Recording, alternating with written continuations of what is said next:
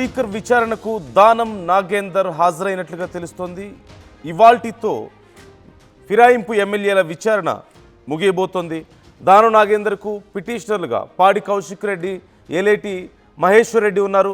ఇప్పటికే పిటిషనర్ పాడి కౌశిక్ రెడ్డి వాదనలు పూర్తయ్యాయి. దానం వర్సెస్ మహేశ్వర్ రెడ్డి కేసులో ఇప్పుడు స్పీకర్ వాదనలు వినబోతున్నట్లుగా తెలుస్తోంది. విచారణ తర్వాత తీర్పు రిజర్వ్ చేయబోతున్నారు స్పీకర్. దానం కడియం కేసులో ఒకేసారి తీర్పు ఇవ్వబోయే అవకాశం కనిపిస్తోంది. ఇప్పటికే కడియంని కూడా విచారించిన నేపథ్యంలో తీర్పు రిజర్వ్లో ఉంది. ఇప్పుడు దానంను కూడా విచారించిన తర్వాత ఇద్దరికి సంబంధించి కడియం అలాగే దానంకి సంబంధించినటువంటి తీర్పులు ఒకేసారి ఇవ్వబోతున్నట్లుగా మనకు తెలుస్తోంది. మనందరికీ తెలిసిందే, గతంలో మిగతా పార్టీ మారని ఆరోపణలు ఉన్నటువంటి బీఆర్ఎస్ కంప్లైంట్ చేసినటువంటి ఎమ్మెల్యేలందరినీ విచారించారు స్పీకర్. అయితే వీరిద్దరి విషయంలో మాత్రం డిలే అయింది. ఈ నేపథ్యంలో సుప్రీంకోర్టు గత 3 వారాల క్రితం సుమారుగా ఫిబ్రవరి 6న ఈ విషయంలో సీరియస్ అవ్వడం, వారిద్దరి విషయంలో కూడా విచారణ పూర్తి చేయాలి, 3 వారాలలోగా మాకు నివేదిక సమర్పించాలని చెప్పిన నేపథ్యంలో ఆ తర్వాత వారిద్దరికి కూడా నోటీసులు ఇవ్వడం, విచారణ చేయడం మనం చూస్తున్నాం. మరి చివరికి ఏం నిర్ణయం తీసుకోబోతున్నారు వీరిద్దరి విషయంలో అనేది చాలా కీలకంగా మారింది. ఓవైపు దానం రీసెంట్గా మాట్లాడుతూ, గతంలో కడియం మాట్లాడుతూ నాకు ఇదే చివరి ఎన్నిక, నేను ఎప్పుడు భయపడినని చెప్పి మాట్లాడారు. మరోవైపు దానం కూడా అలాగే మాట్లాడడాన్ని మనం చూసాం. రీసెంట్గా మాట్లాడుతూ కేసీఆర్ మంచి నాయకుడు అయినప్పటికీ రేవంత్ రెడ్డి ప్రభుత్వంలో బాగా పరిపాలన జరుగుతోంది, అభివృద్ధి జరుగుతోంది అని చెప్తూనే నిజంగా నేను రాజీనామాకి ఎప్పుడు భయపడను, రాజీనామా చేయాల్సి వస్తే చేస్తాను, అవతల ఏదో పెద్ద పెద్ద వాళ్ళని నిలబెట్టుకోవడానికి ప్రయత్నాలు చేస్తున్నారు వారసుల్ని, నేను ఎప్పుడు అలాంటి వాటికి భయపడను, నిజంగా కొట్లాటకు వస్తే నేను బాగా గట్టిగా కొట్లాడగలుగుతా అని చెప్పి మాట్లాడడాన్ని మనం చూసాం.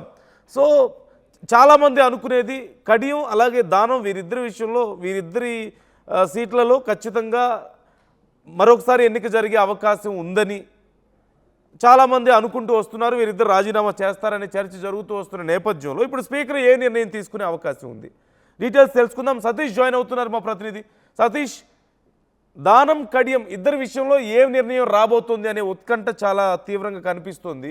ఇప్పుడు దానంకి సంబంధించిన విచారణకి సంబంధించిన అప్డేట్స్ ఎలా ఉన్నాయి, అట్ ది సేమ్ టైం ఎలాంటి ప్రిడిక్షన్స్ ఉన్నాయి, ఏం జరిగే అవకాశం ఉంది రాజకీయంగా వీరిద్దరి విషయాల్లో?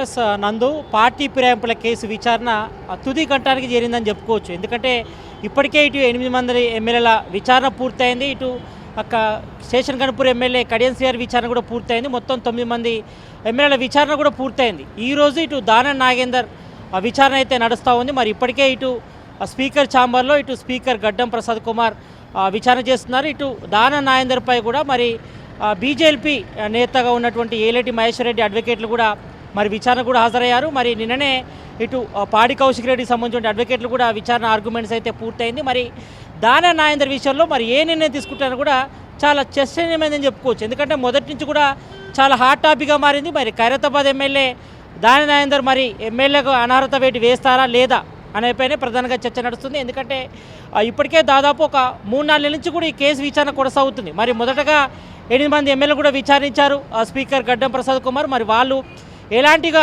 అంటే ఎక్కడ కూడా పార్టీ చేంజ్ కాలేదు, మరి ఎవిడెన్స్ పూర్తిగా లేదు అనే విషయాన్ని కూడా స్పష్టం చేసి మరి 8 మంది ఎమ్మెల్యేలు కూడా ఇప్పటికే క్లీన్ చిట్ ఇవ్వడం జరిగింది. మరి లాస్ట్ వీకే ఇటు station Ghanpur MLA Kadiyam CR విచారణ కూడా పూర్తయింది.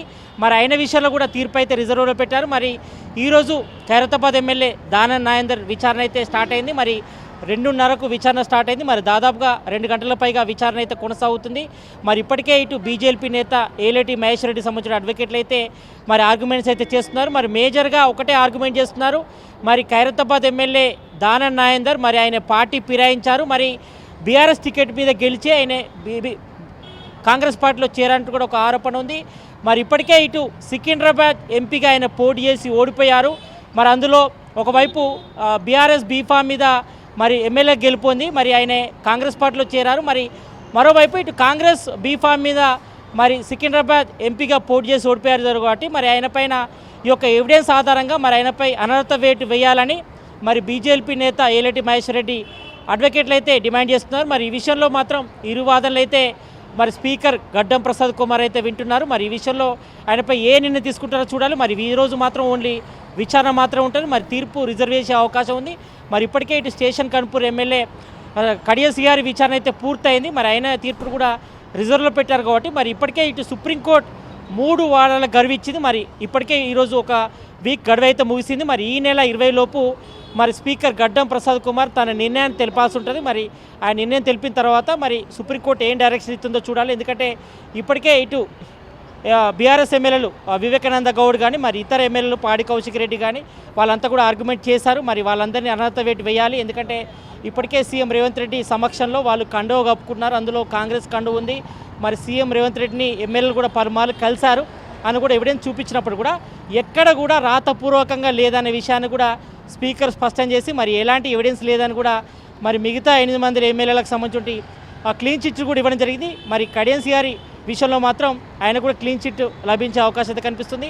మరి ఎమ్మెల్యే దాన నాయందర్ విషయంలో మాత్రం కొంతవరకు అయితే మరి ఏ నిర్ణయం తీసుకుంటారు, మరి స్పీకర్ గడ్డం ప్రసాద్ కుమార్ మరి గవర్నమెంట్కు పాజిటివ్గా నిర్ణయం తీసుకుంటారా లేదంటే అగ్నిస్ట్ తీసుకుంటారా చూడాలి. మరి ఈ విషయంలో మాత్రం కొంతవరకు స్పీకర్ గడ్డం ప్రసాద్ కుమార్ ఏ నిర్ణయం తీసుకుంటారని కూడా కొంతవరకు చర్చించమైతుంది. కొంతవరకు ఉద్గత నెలకొందని చెప్పుకోవచ్చు. ఎందుకంటే మరి ఖైరతాబాద్కు ఉప ఎన్నిక వస్తుందా లేదో చూడాలి. ఎందుకంటే మరి ఖైరతాబాద్ ఎమ్మెల్యే దాన నాయందర్ మాత్రం మరి ఆయన ఒక పార్టీ మీద గెలిచి మరో పార్టీ మీద చేరినట్టు ఒక ఆరోపణ అవుతుంది. మరోవైపు కాంగ్రెస్ బీఫామ్ మీద ఆయన సికింద్రాబాద్ ఎంపీగా పోటీ చేశారు కాబట్టి మరి ఇక ఈ ఆర్గ్యుమెంట్స్ అయితే బలంగా వినిపిస్తున్నారు. అంటే మొన్న ఇటు పాడి కౌశిక్ రెడ్డికి సంబంధించి తరపు వాదాలు కూడా వినిపించారు వాళ్ళ అడ్వకేట్లు. మరి ఈరోజు ఏలటి మహేశ్వర రెడ్డికి సంబంధించి అడ్వకేట్లు కూడా వాదాలు వినిపిస్తున్నారు కాబట్టి మరి ఈ విషయంలో మరి స్పీకర్ ఏమన్నా కొత్తగా నిర్ణయం తీసుకుంటారా లేకపోతే ఖైరతాబాద్కి ఉప ఎన్నిక వస్తుందా రాదా చూడాలి. మరి ఈ విషయంపై కూడా మరి ఒకవేళ ఇప్పటికే 8 మంది ఎమ్మెల్యేలకు స్పీకర్ గడ్డం ప్రసాద్ కుమార్ క్లీన్ చిట్ ఇప్పించినప్పటికీ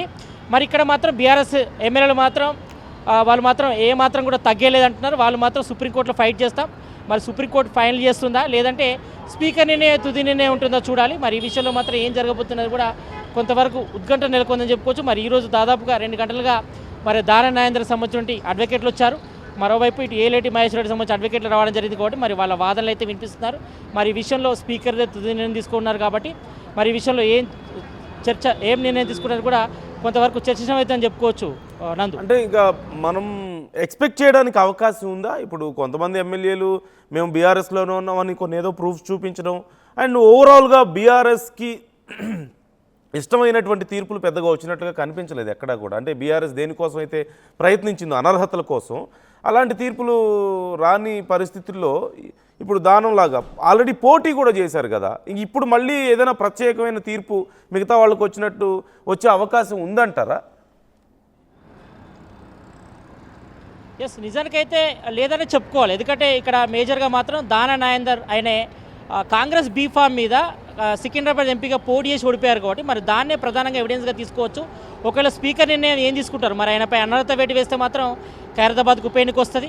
మరి చూడాలి. మరి ఈ విషయంలో స్పీకర్ నిర్ణయం తుది నిర్ణయం కాబట్టి మరి ఇంతకుముందు మీరు అన్నట్టుగా మిగతా ఎమ్మెల్యేలకు సంబంధించి ఎలాంటి ఎవిడెన్స్ లేకపోయినా అంటే రాతపూర్వకంగా మేము పార్టీ చేంజ్ అయినామని ఇస్తేనే మాత్రమే దాన్ని ఆధారంగా తీసుకుంటామని స్పీకర్ గడ్డం ప్రసాద్ కుమార్ గతంలో చెప్పారు. కాబట్టి ఆ రకంగా మరి ఎక్కడ కూడా ఎవిడెన్స్ లేకపోవడంతోనే మరి 8 మంది ఎమ్మెల్యేలు కూడా ఆ స్పీకర్ గడ్డం ప్రసాద్ కుమార్ క్లీన్ చిట్ ఇచ్చారు. కానీ ఇక్కడ ఆ వెసులుబాటు లేదు. ఎందుకంటే అక్కడ పూర్తిగా ఉంది, పూర్తి ఇన్ఫర్మేషన్ ఉంది. ఎందుకంటే ఒక పార్టీ ఎమ్మెల్యేగా గెలిచిన తర్వాత మరో పార్టీలోకి జంప్ కావడం కానీ తర్వాత కాంగ్రెస్ బీఫామ్ మీద ఆయన సికింద్రాబాద్ ఎంపీగా పోటీ చేసి ఓడిపోయారు కాబట్టి మరి దీన్నే ప్రధానంగా ఎవిడెన్స్గా ముందుంచారు. ఇక్కడ ఏలటి మహేశ్వర రెడ్డి సంబంధించిన అడ్వకేట్లు కానీ లేకపోతే పాడి కౌశిక్ రెడ్డి సంబంధించిన అడ్వకేట్లు కానీ ఉంచారు కాబట్టి మరి ఈ విషయంలో కొంతవరకు స్పీకర్ గడ్డం ప్రసాద్ కుమార్ మరి ఆయన మాత్రం తలనొప్పిగా మరని చెప్పుకోవచ్చు ఈ కేసు. మరి ఈ విషయంలో మరి గవర్నమెంట్ అగెనిస్ట్గా డిసిజన్ తీసుకుంటారా లేదంటే ఖైరతాబాద్ ఎమ్మెల్యేపై వేటు వేస్తారా చూడాలి. మరి గతంలోనే మరి చాలాసార్లు మనం ఎమ్మెల్యే దానాయందర్ని కూడా అడిగినప్పుడు మరి స్పీకర్ నిర్ణయం తీసుకుంటే తన నిర్ణయానికి కట్టుబడి ఉంటాను, మరి తను మాత్రం బీఆర్ఎస్ పార్టీలో ఉన్నానని కూడా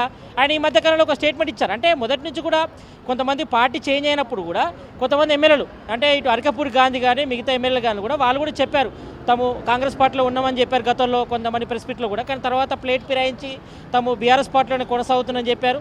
మరి అక్కడ ఎవిడెన్స్ లేకపోవడంతో అంటే ఓన్లీ ఫొటోస్ను వీడియోస్ని ఎవిడెన్స్గా పరిగణించాం, ఓన్లీ రాతపూర్వకంగా ఉంటేనే ఎవిడెన్స్గా పరిగణిస్తామని స్పీకర్ గడ్డం ప్రసాద్ కుమార్ తన నిర్ణయం చెప్పారు. మరి మిగతా 8 మందికి క్లీన్ చిట్ ఇచ్చారు. కానీ ఇక్కడ మరి కడియం విషయంలో కూడా క్లీన్ చిట్ ఇచ్చే అవకాశం ఉంది. ఎందుకంటే ఆయన కూడా చాలాసార్లు స్టేట్మెంట్ ఇచ్చారు, తను బీఆర్ఎస్ పార్టీలో లేను, కాంగ్రెస్లో ఉన్నాను, మరి సీఎం రేవంత్ రెడ్డి సంబంధించిన అభివృద్ధి కార్యక్రమాలు వచ్చి తను కాంగ్రెస్ పార్టీలో చేరినట్టు కూడా కొంతమంది వీడియో రికార్డు చూపించారు. అయినప్పుడు కూడా ఆయనకు సంబంధించిన కేసు విచారణ అయితే పూర్తిగా అయింది. మరి ఆయనపై ఏ నిర్ణయం తీసుకుంటారో చూడాలి.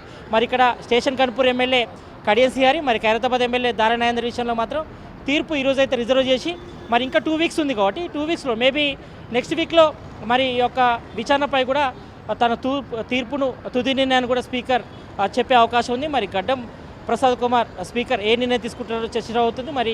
మరి దయానందర్ విషయంలో మాత్రం వేటు వేసే అవకాశం లేకపోలేదు. మరి చూడాలి మరి ఈ విషయంలో ఏ నిర్ణయం తీసుకుంటారో. ఒకవేళ వేటు వేస్తే మాత్రం ఖైరతాబాద్కి ఉప ఎన్నిక వచ్చే అవకాశం అయితే కనిపిస్తుంది. మరి ఒకవేళ ఇక్కడ సేఫ్గా పోయినప్పటికీ కూడా మరి స్పీకర్ గడ్డం ప్రసాద్ కుమార్ ఒకవేళ దయానందర్కు అనుకూలంగా నిర్ణయం తీసుకున్నప్పటికీ కూడా మరి సుప్రీంకోర్టులో తాము ఫైట్ చేస్తామని ఇప్పటికే బీఆర్ఎస్ ఎమ్మెల్యేలు ఇటు పాడి కౌశిక్ రెడ్డి గారు, అదేవిధంగా ఎమ్మెల్యే వివేకానంద గౌడ్ కానీ మిగతా ఎమ్మెల్యేలు కూడా ఫైట్ చేస్తున్నారు. కాబట్టి మరి ఇక్కడ రాష్ట్రంలో మరి గవర్నమెంట్ అంతా కూడా మరి ప్రజాస్వామ్యాన్ని కూని చేస్తుందనే విషయాన్ని కూడా మరి బీఆర్ఎస్ ఎమ్మెల్యేలు చాలాసార్లు ఆరోపించిన నేపథ్యంలో మరి స్పీకర్ గడ్డం ప్రసాద్ కుమార్ ఏ నిర్ణయం తీసుకున్నా కూడా తమ మాత్రం సుప్రీంకోర్టులో మాకు తలుపులు తెరిచే ఉంటాయి, అక్కడ తాము ఫైట్ చేస్తాం. మరి మిగతా 8 మంది ఎమ్మెల్యేలకు క్లీన్ చిట్ ఇచ్చినప్పటికీ మరి ఇక్కడ కడియం శ్రీహరి అదేవిధంగా దయానందర్ విషయంలో ఇంకా తీర్పు రిజర్వ్ ఉంచింది కాబట్టి ఈ ఇద్దరిపై కూడా ఏ నిర్ణయం తీసుకున్నా కూడా ఆ విషయంలో కూడా మేము సుప్రీంకోర్టులో ఫైట్ చేస్తాం. అందరిపై అనర్హత వేటు వేయాలి. మరి 10కి 10 నియోజకవర్గాలకు ఉప ఎన్నిక రావాలని మేము డిమాండ్ చేస్తున్నాం.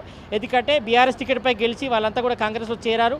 మరి మేము నిర్ణయం చెప్పినప్పుడు కూడా మరి ఇక్కడ రాజ్యాంగ ప్రకారం మరి విలువలను రాష్ట్ర ప్రభుత్వం తొక్కే ప్రయత్నం చేస్తుంది కాబట్టి మరి సుప్రీంకోర్టులో తాము ఫైట్ చేస్తామని చెప్తున్నారు. మరి ఒకవేళ ఎమ్మెల్యే దయానందర్ విషయంలో మరి స్పీకర్ ఏ నిర్ణయం తీసుకుని కూడా తాము సుప్రీంకోర్టులో ఫైట్ చేస్తామని చెప్తున్నారు. మరి స్పీకర్ ఏ నిర్ణయం తీసుకుంటారు కూడా కొంతవరకు ఉద్ఘాటన నెలకొందని చెప్పుకోవచ్చు. Thank you Satish, thanks for the details. మొత్తం మీద కడియం దానం విషయంలో ఏ నిర్ణయం తీసుకోబోతున్నారు స్పీకర్, ఇప్పుడు ఇదే ఉత్కంఠను కలిగిస్తుంది.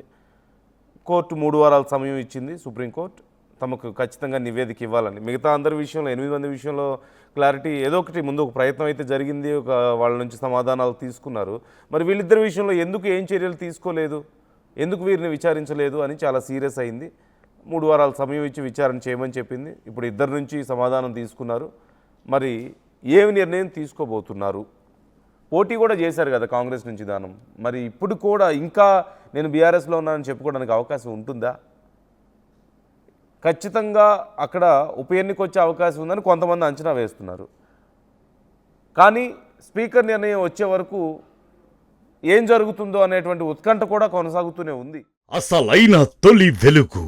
ఫాలో వాట్సాప్ @తొలి వెలుగు అఫీషియల్.